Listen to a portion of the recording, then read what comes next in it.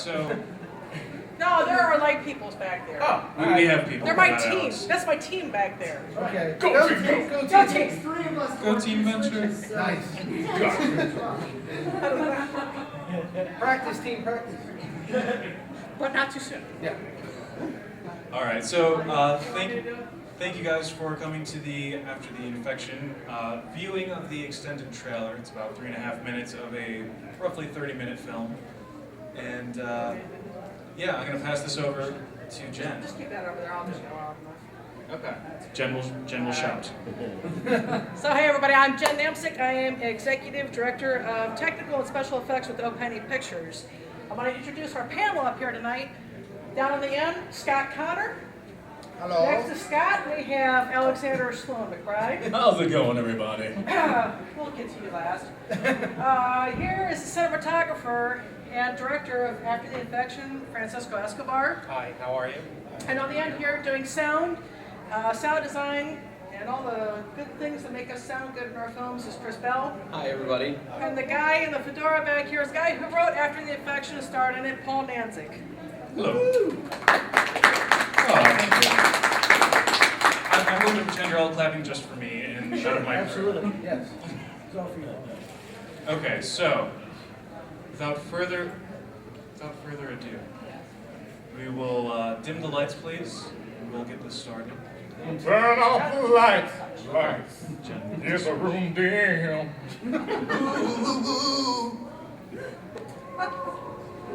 It's the first time I've seen it.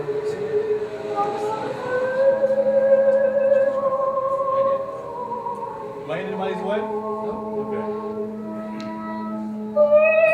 First, the infected were about as dangerous as a bunch of drop-dead drunks. Soon enough, skull hunting became a sport. As the saying goes, it takes a devil to defeat a devil.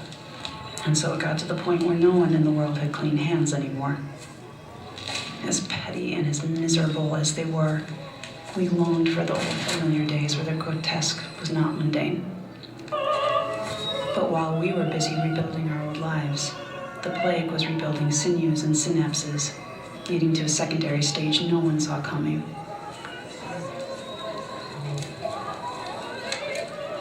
That's when everything really went to pot.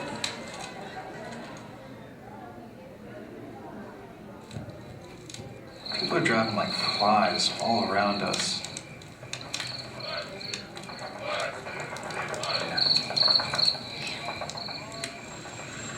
You just leave the worrying. Come on. Always do.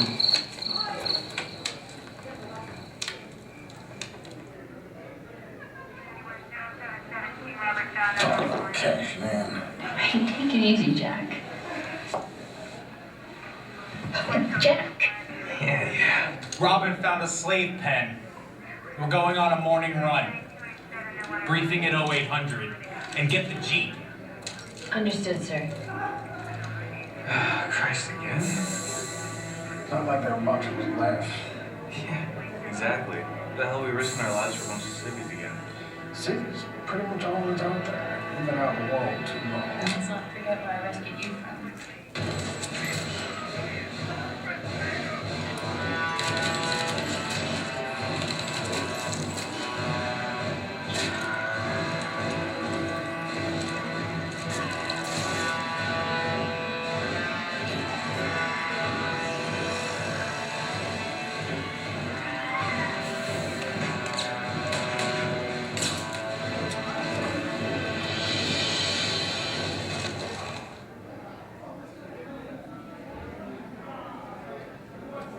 Thank you.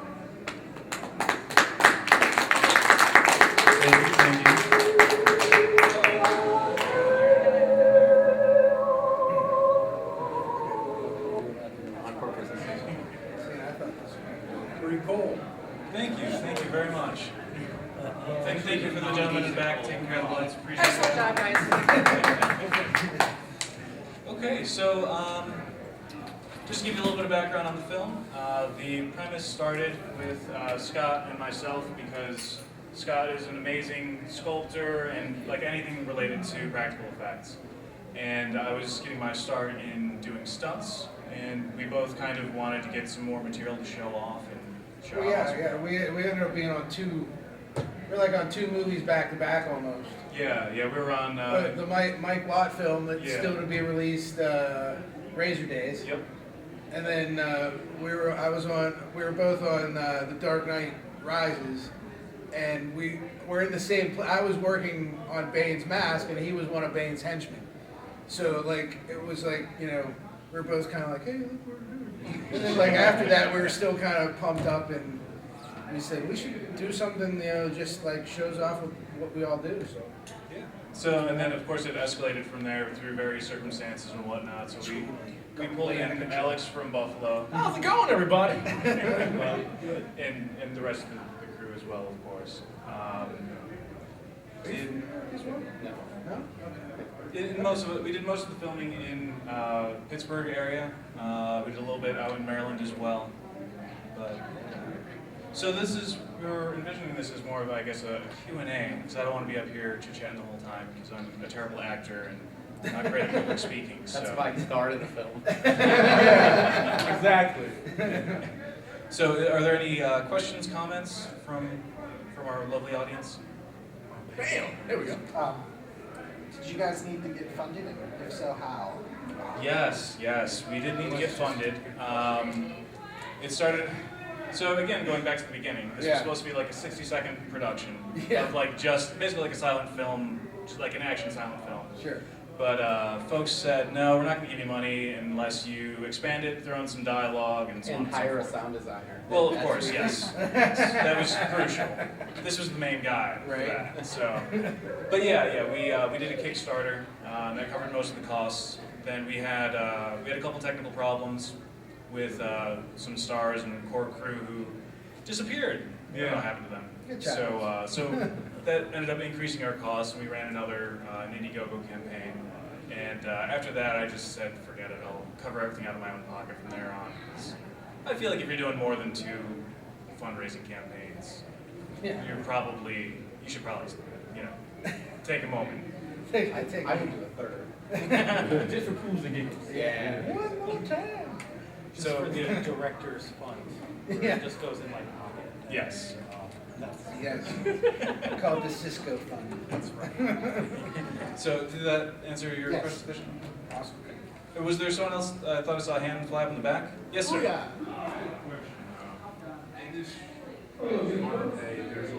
There's a lot of like zombie apocalypse movies, game shows, or sorry, video games. So what's like?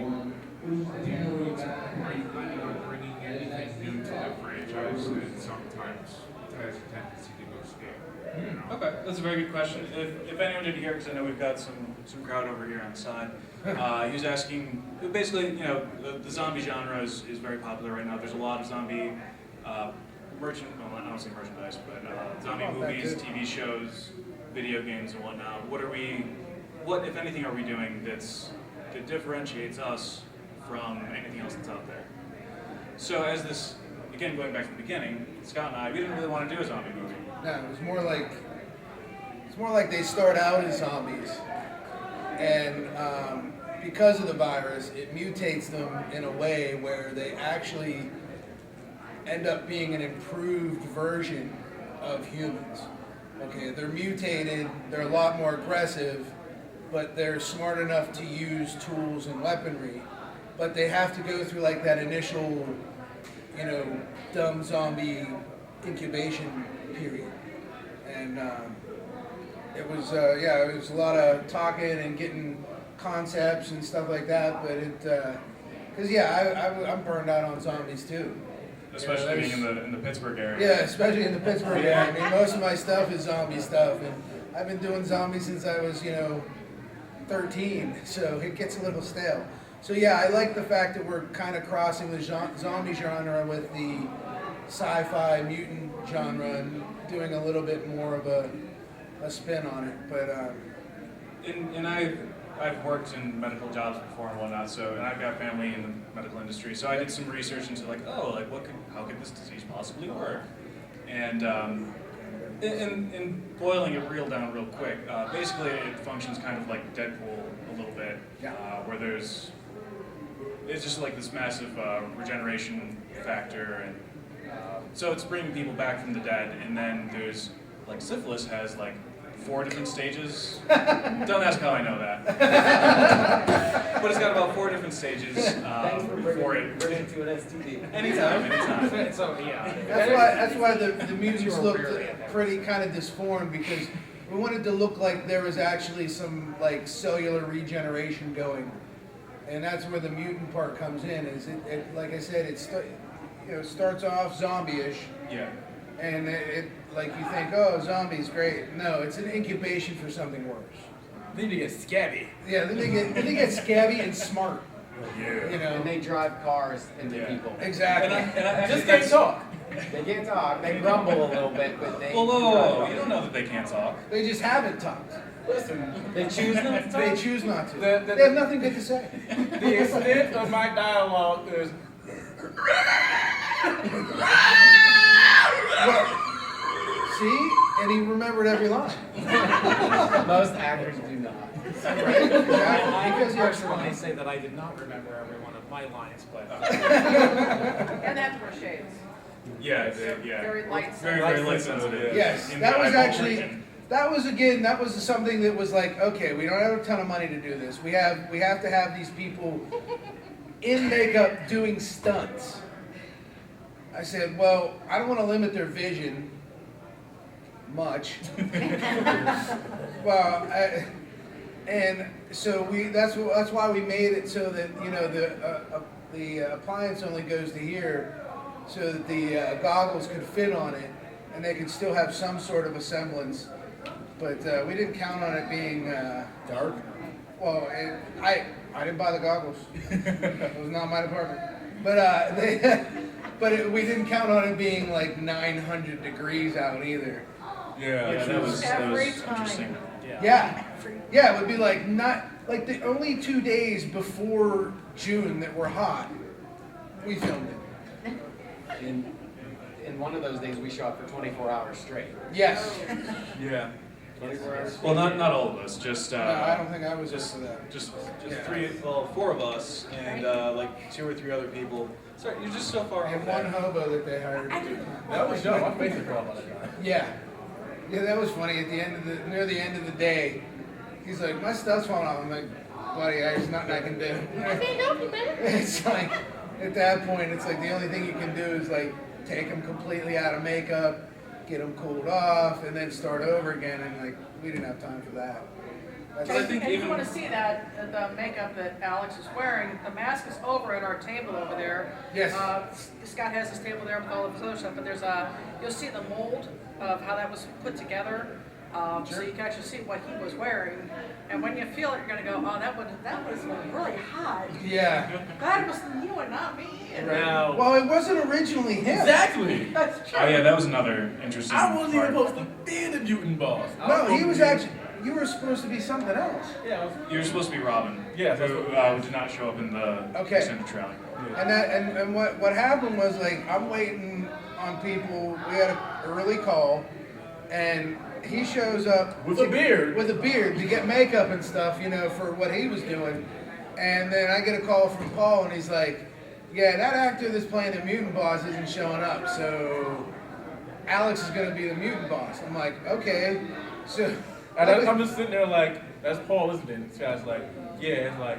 he's like, "I'm going to be the mutant boss, ain't I?" He's like, "Yeah." I'm the bucket! So I hand him a razor and some shaving cream and say, "Gun it down, dude." Like, And mind you, you never want to put makeup on right after you shave, but Can you describe that experience for us? It was tingling. it was very tingly. And it was interesting to say the least. And where we filmed was, we were down in this The basement of this boxing gym. Which well, was really, there used to be a fire department. yeah, it used to be a fire Now it's a department, boxing gym. And the week and a half before, they had flooded. Oh no! 2 days Was it 2 before. days? It was 2 days. 2 days before, it had flooded to the point where that basement was underwater. Yeah. That we filmed it. So fortunately, it went down in time.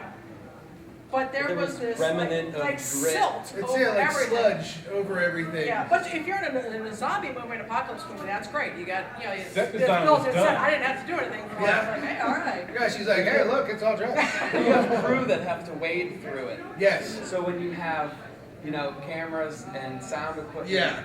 with wires dragging through like mud and blood. What, that's not awesome for that? And don't Yeah. forget my frame exit, my exit from frame, Yeah. from frame left, there would be a squish. There was- Every single time because When we would were have creating this, I have to go. Squish, squish, squish. when we were creating this laboratory set, I had made these intestines because, it's a zombie film and it's in this lab and there's experimentation going on there. And when we were setting up the night before, there was this drain that had all the sludge in there. I said, boy, wouldn't that be cool to put these down there? And he said, yeah.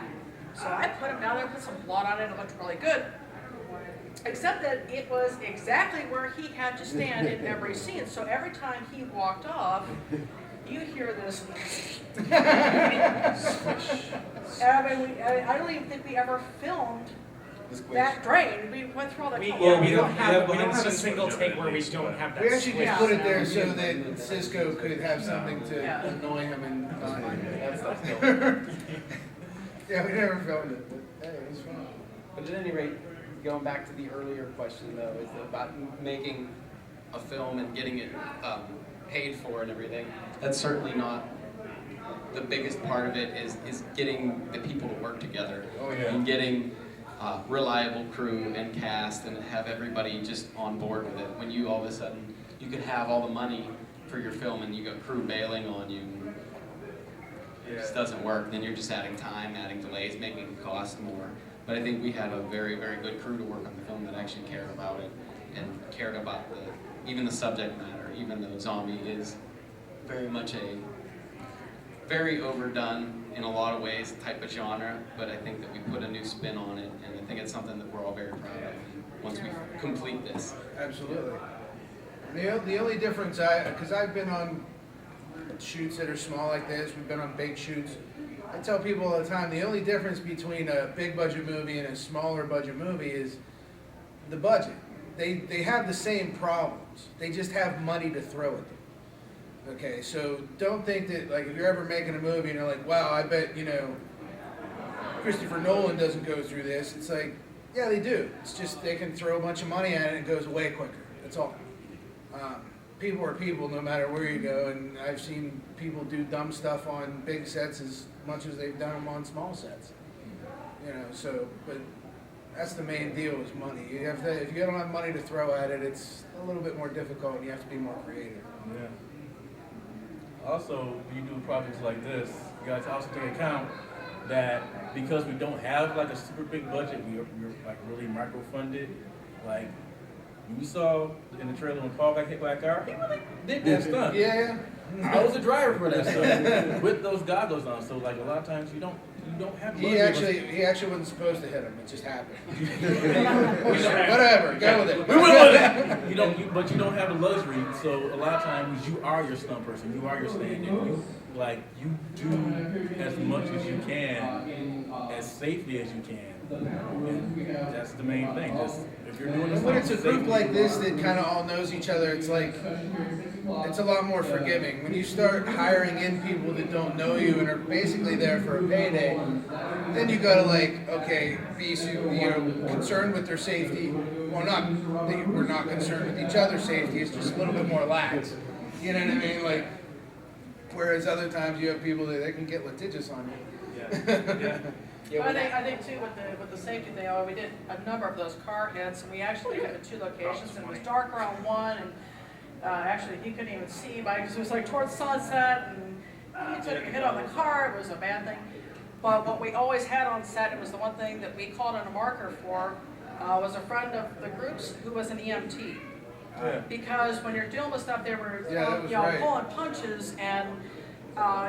Just even the makeup and stuff like that, your field of vision is, it's all about that safety margin, and that was our biggest focus because we didn't want to kill anybody for real. That's definitely not the objective. No. But it also has to look convincing, so that kind of heightens the danger. Yes, exactly. So when you're being requested to to be hit by a car. And then they say, okay, Yeah. mutant guy driving with goggles on, sound guy in the back hanging a microphone out of the car because we want to hear him get hit by the car. Yeah. And you actually drive into somebody, and I will tell you, for anybody who's never hit anyone with a car, it is a horrible sound. It's pretty bad. Even at like 5 miles an hour. Yes.